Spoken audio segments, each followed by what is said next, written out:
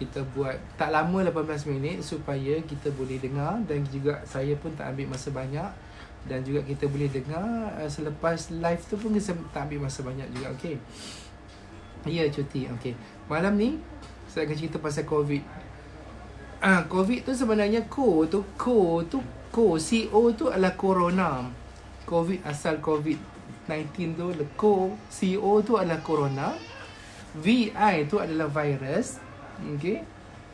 D adalah disease, penyakit lah ya.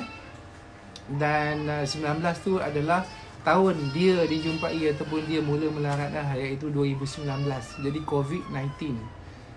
Itulah punca nama dia. Okay. Dia adalah sejenis virus yang baru.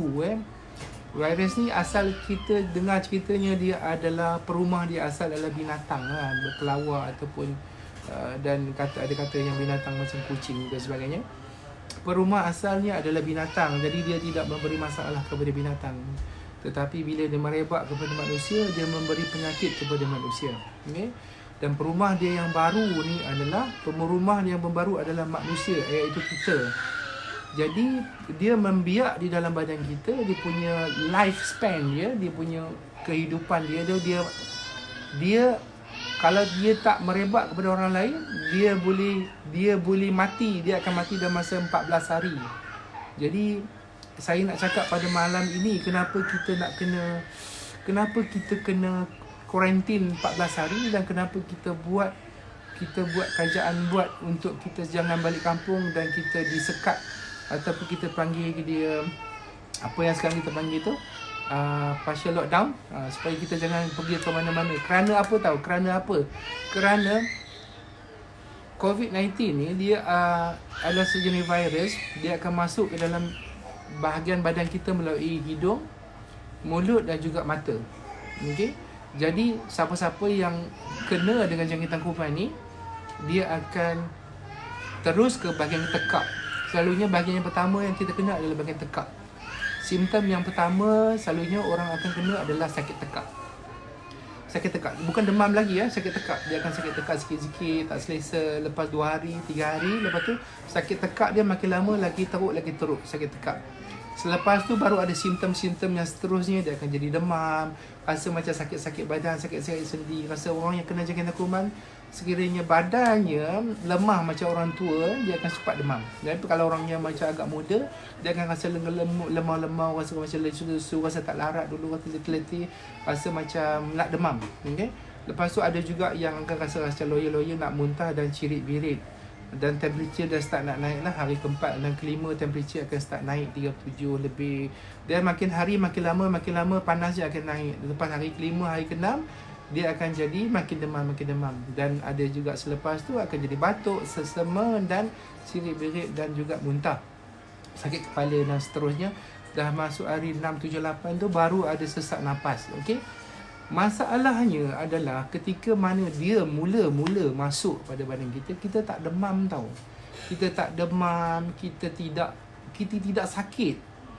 Faham tak? Terutamanya orang yang kuat. Okay? Orang yang kuat tu maksudnya orang yang immunity kuat lah, yang kita tolak orang tua-tua yang penyakit kronik dan sebagainya tu. Dan bila kita kekuat, kuasa kita melawan tu dia ambil masa kita nak sakit.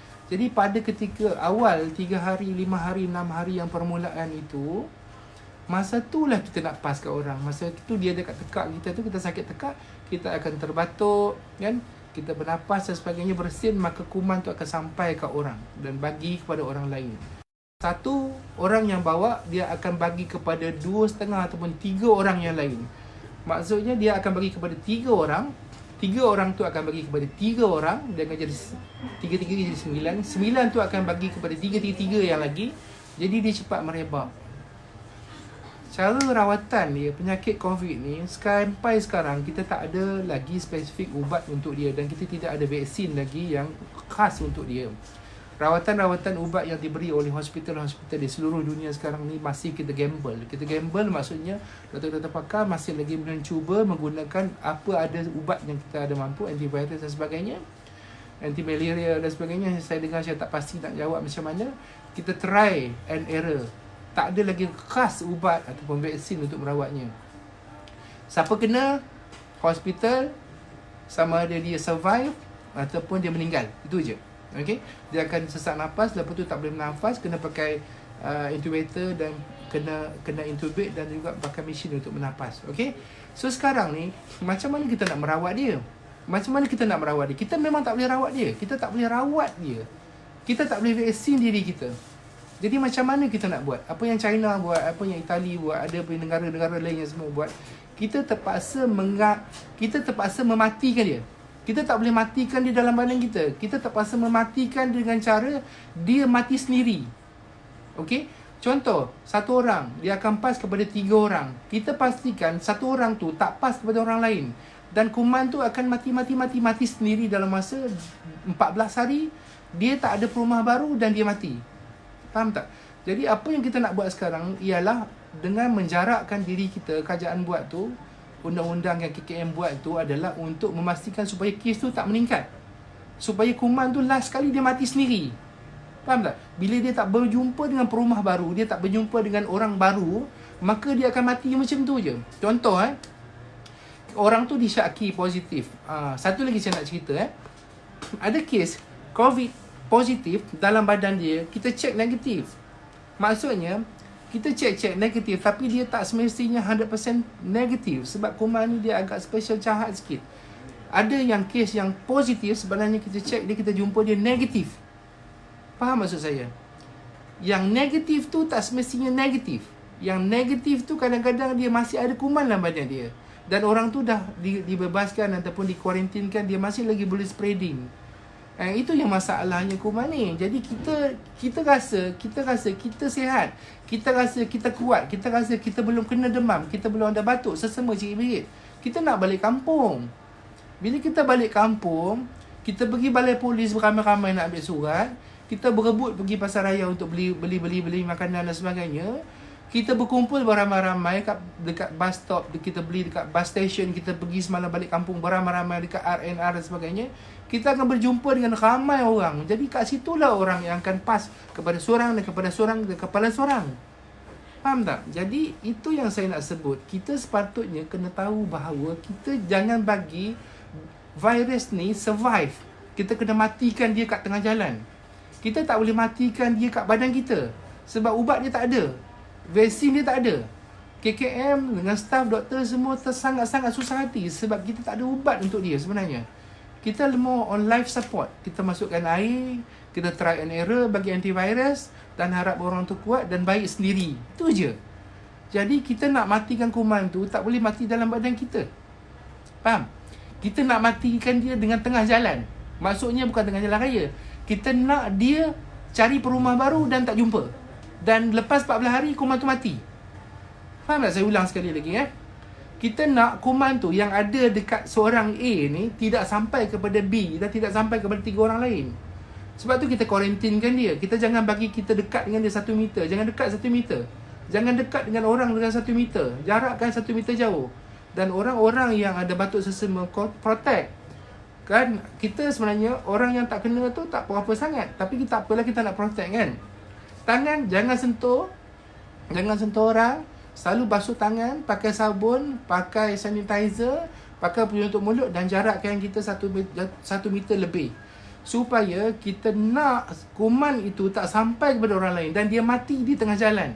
Jadi dan on that matter, maksudnya kita nak matikan kuman tu di tengah jalan supaya jangan sampai kepada orang lain dan tak merebak. Maka nanti lama-lama kes-kes yang lama akan baik dan tidak ada kes-kes yang baru. Faham maksud saya? Jadi apa yang kita buat sekarang semuanya adalah untuk mematikan kuman itu di tengah jalan, bukan matikan dia di dalam badan kita. Sebab tidak ada ubat untuk COVID-19 sampai sekarang. Tidak ada. Kita menggunakan teknik untuk mematikan kuman itu di tengah jalan dengan cara supaya dia tidak melompat kepada orang lain. Kalau kita duduk dekat, kita pergi orang ramai-ramai, dia akan melompat ke orang lain. Orang tu balik kampung, jumpa mak nenek dia, tok dia, mak dia, dia akan lompat. Orang kampung semua tua-tua lagi senang kena, lagi senang berjangkit dan senang menyebabkan kematian. Faham tak? Dan itu yang berlaku dekat dengan Wuhan, dekat tali, bila mana kerajaan dia kata jangan balik kampung, dia balik kampung. Sebab tu ya kematiannya meninggal, sebab orang tua yang meninggal tu banyak kes. Orang daripada bandar bawa ke kampung. Faham tak? Jadi apa yang kerajaan KM buat sekarang adalah untuk supaya kita jangan paskan dia kepada orang lain. Supaya kuman tu mati di tengah jalan. Kita kena bersama-sama matikan dia di tengah-tengah jalan. Kita tak mampu matikan dia di dalam badan kita. Tak mampu matikan dia. Faham? So, kalau setakat kita nak basuh tangan kita menghalang dia masuk badan kita, tapi dia masih ada lagi juta-juta, million lagi di dalam badan kita yang orang tu boleh bawa. Faham? Okey, sebab dia masuk dalam badan kita, dia multiplekan badan kita, dia beranak sendiri. Dia tak perlukan berjantan betina virus ni. Dia tak perlu. Dia masuk dalam badan kita, dia gunakan sel badan kita, dia multiply sendiri. Okey, so kalau saya harap kita semua faham bahawa teknik sekarang yang kita gunakan adalah untuk mematikan kuman itu. Bersama-sama kita matikan dia supaya dia mati di tengah jalan dan tidak ada lagi perumah baru. 14 hari dia mati. InsyaAllah 14 hari dia mati. Okay, sebab tu kita kuarantin kat rumah 14 hari supaya dia tak ada perumah baru. Kalau tak ada perumah baru, dia akan melompat orang baru dan dia akan merebak kepada orang baru. Dia akan jadi lebih banyak dan lebih banyak dan lebih banyak. Okay, so kalau mana yang ada sekarang, kita kuarantinkan dia, orang lain selamat insyaAllah. Dan kuman tu lama-lama dia mati. Dia duduk dalam badan kita pun lama-lama 14 hari dia akan mati. Faham? Faham? Jadi kita support lah. Kita support kerajaan. Kesian kat doktor-doktor. Faham? Saya pun sedih kak. Saya pun kena kerja. Faham? So saya pun kena kerja juga. Saya pun kena tengok orang sakit juga. Kalau diikutkan saya pun malas juga. Takut juga. Sebab saya nak balik rumah tengok anak-anak semua kan. Bini-bini kita. Dan saya juga kemungkinan dapat dijangkiti. Dan juga saya boleh pas kepada pesakit-pesakit yang lain. Jadi buat masa sekarang, saya harap kita sama-sama berdoa. Dan kita kena sama-sama support. Janganlah saya tengok malam-malam buta duk lagi pergi main-main, jalan-jalan, main motor kan. Alright, so kita elakkan diri kita. Kalau apa-apa hal pun nak pergi beli makanan ke, kita jarakkan diri kita, pakai mask. Jangan pergi ramai-ramai, jangan bawa anak-anak, jangan pergi buat pesta-pesta, jangan pergi sana. 14 hari kita matikan kuman tu, kita harap dia mati di tengah jalan. Kuman tu akan mati dalam masa 14 hari insya-Allah. Jangan bagi dia beranak kepada orang lain. Dia beranak kepada orang lain. Dia akan automatically beranak ke tempat orang. Jadi kita jangan bagi dia beranak. Itulah satu cara nak mematikan kuman tu. Itu saja satu cara je. Tak ada cara lain, antivirus ataupun antibody ke benda vaksin semua tak ada lagi buat masa sekarang. Kitalah orang yang akan mematikan kuman tu dengan secara natural. Okay? Alright? So, buat masa sekarang ujian saringan yang kita ada kat hospital-hospital, kita ada very very limited. Kita tidak ada buat semua saringan. Apa tanda-tanda yang anda perlu ingat? Nombor satu, kalau sekiranya kita ada bermula dengan sakit tekak dan sakit tekak kita makin teruk. Nombor satu, kita kena ingat sekiranya kita, kawan-kawan kita ada cerita bahawa dia dah kena. Okay? Kawan-kawan kita selalu kena. Bila kita dengar dan kita pernah ada rasa jumpa dengan dia, kita pergi check. Dan saya minta sangat siapa-siapa yang pergi jemaah-jemaah tabligh yang pergi dekat masjid Sepetani Baru ni, kawan-kawan dan saudara, jangan takut. Kita takkan bunuh dia, kita takkan tangkap masuk penjara. Kita cuma nak memeriksa dia dan merawat dia dan memastikan dia tak bagi kepada orang. Janganlah takut, tak takut. Kita tak marah pun, tak marah. Kita nak dia datang. Kita nak dia tak pas kat orang. Faham? Okey? Sebab semua orang takut sekarang ni. Semua orang takut. Seluruh dunia takut. Dulu kata Trump tak takut. Trump pun takut dah sekarang. Trump tu duduklah Tuan Trump dah sekarang. Semua orang takut. Okay?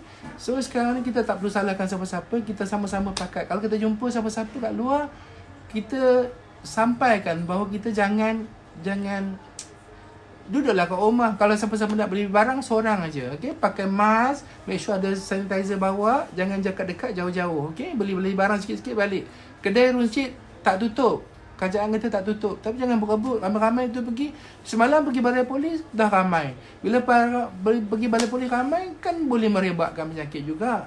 Jangan macam tu. Tak payah balik kampung. Kalau sayang kat mak, sayang dekat bapa, sayang kat orang kampung, jangan balik sekarang. Esok cuti sekolah, raya kita balik. Sekarang ni adalah masa untuk supaya jangan kuman tu pergi ke kampung pula. Itu teknik dia. Kita matikan dia bersama-sama. Saya tolong mati sikit, makcik sikit, abang sikit, adik sikit, sama-sama kuman tu mati. Ini adalah teknik untuk mematikan dia secara natural. Dia akan mati dalam masa 14 hari. Tak payah letak sanitizer, tak payah spray, dia mesti akan mati. So dia tak adalah perumah baru, dia tak akan beranak, kan? Maksudnya kita matikan orang tu dalam masa 14 hari. Bukan matikan pesakit, pastikan kuman tu mati. Okay? So saya beri penjelasan sedikit kenapa teknik orang kata apa, menjarakkan diri, dan supaya quarantine teknik ni ataupun orang kata sekatan secara separuh ni adalah untuk membunuh kuman tu. Kita bagi support ke government, kesian kat staff government, KKM penat. So tolong bagi kerjasama, okay? Tolong sampaikan, okay? Saya rasa itu saja untuk hari ni. Banyak lagi soalan-soalan yang saya tak dapat jawab. Dah lebih 18 minit kan? Dah lebih. Kalau kawan-kawan nak saya live lagi setiap hari, saya boleh live 18 minit. Okay? Lepas tu kalau sekiranya ada soalan-soalan nak tanya, letak kat bawah. Kemungkinan live saya seterusnya saya akan baca soalan 5 daripada FB, 5 daripada Insta. Saya jawab soalan macam tu. Sebab kalau saya jawab macam ni mungkin agak susah untuk saya jawab. Saya jawab topik by topik berdasarkan soalan-soalan yang saya tanya. Saya akan tulis macam Ustaz Azhar Idrus kan, dia baca soalan kan. Saya buat macam tu. Okay, nanti kita akan listkan. Okay, terima kasih banyak-banyak. InsyaAllah mudah-mudahan kita sama-sama beri kerjasama kepada government. Tak payah gaduh-gaduh, kita sama-sama support, okay? Dan juga kita banyak-banyak doa, sebab penyakit yang Allah bagi ni sebenarnya adalah ujian untuk kita juga, bukan juga untuk kejahatan siapa-siapa, tetapi kita sama-sama merasa apa yang Tuhan akan uji kepada kita. Jangan gaduh-gaduh, banyak-banyak doa, sebab doa-doa kita akan diterima Allah Subhanahu Wa Taala. Okey, saya akan share lagi, insyaAllah. Kalau tak ada apa, rezeki malam esok pukul 9 saya akan on lagi, ya. Kalau nak tanya apa, tanya kat bawah, okay? Terima kasih salah cakap atau bertukar bahaya. Terima kasih. Assalamualaikum dan selamat malam. Kat mana Nabi tak tahu? Saya pun tak tahu Nabi mana.